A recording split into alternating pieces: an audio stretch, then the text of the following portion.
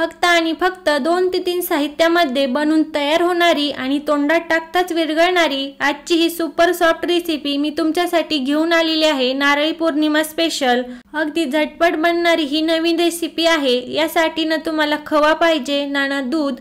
चला तर मग रेसिपीला सुरुवात करूया। आजची ही नवीन सॉफ्ट आणि इझी रेसिपी बनवण्यासाठी एक ओला नारळ घेतलेला आहे आणि हा नारळ आता फोडून घ्यायचा आणि यामधलं कवटीमधलं नारळ आपल्याला काढून घ्यायचं आहे।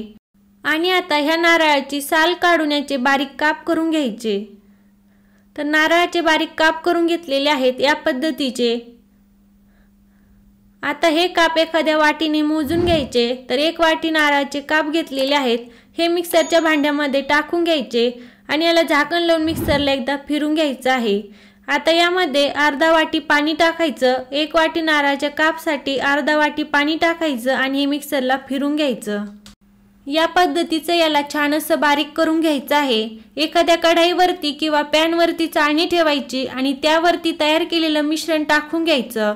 आता राहिलेले नारळाचे काप पण याच पद्धतीने बारीक करून घ्यायचे।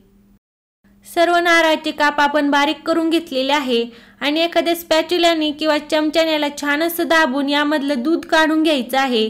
या ठिकाणी तुम्ही रेडीमेड पण नारळाचं दूध या रेसिपीसाठी वापरू शकतात।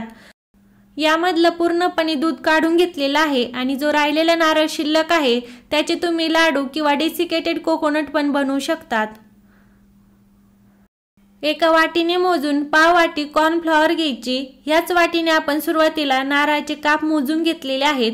त्याच वाटीने आता दूध आणि कॉर्नफ्लॉवर आपल्याला घ्यायचे आहे। तर पाव वाटी कॉर्नफ्लॉवर त्यासाठी पाव वाटी दूध वापरायचं आहे। तयार केलेलं नारळाचं दूध यासाठी वापरायचं आणि याला छान असं चमच्याने मिक्स करून घ्यायचं, छान असं स्मूथ टेक्स्चर येईपर्यंत। आता राहिलेल्या दुधामध्ये पाव वाटी साखर टाकून घ्यायची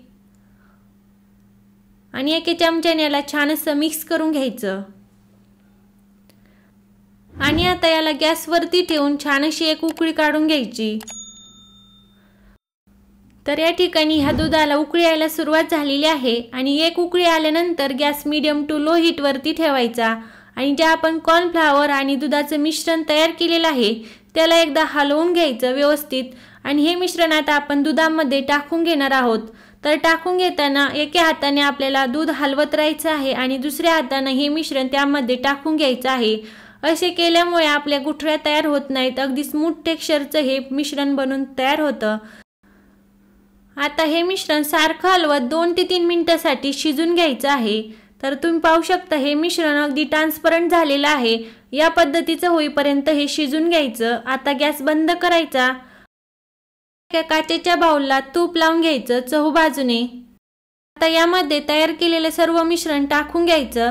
तर तुम्ही पाहू शकता यामध्ये एक पण गुठळी तयार झालेली नाही, अगदी ट्रान्सपरंट हे मिश्रण बनून तयार आहे। सर्व पॅनला चिटकलेले मिश्रण यामध्ये टाकून घ्यायचं आणि याला एकदा टॅप करायचं आणि फ्रीजमध्ये याला 2 तासासाठी सेट करून घ्यायचं। तर मी हे फ्रीजमध्ये 2 तासासाठी सेट करून घेतलेलं आहे। आता आपण यामधून याला काढून घेऊया। अगदी सुपर सॉफ्ट आणि झटपट आपला हा पदार्थ बनून तयार झालेला आहे। वरतून यावरती थोडेसे बदाम आणि पुदिना लावायचा, दिसायला खूप छान दिसतं किंवा गुलाबाची पाकळी पण लावू शकता। अगदी सुपर सॉफ्ट आणि इझी रेसिपी आहे, तर करून बघा। मी तुम्हाला कट करून दाखवत आहे, खूप छान अशी इझिली कट होत आहे।